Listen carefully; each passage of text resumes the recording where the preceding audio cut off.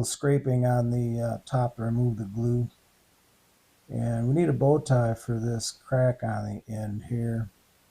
And I've already done the routing of it, and now you see me doing the chisel work. Pretty standard stuff.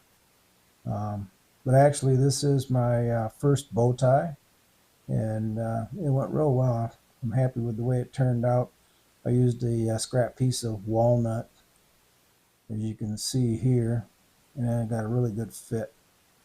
Now I'm trimming the excess with the router, and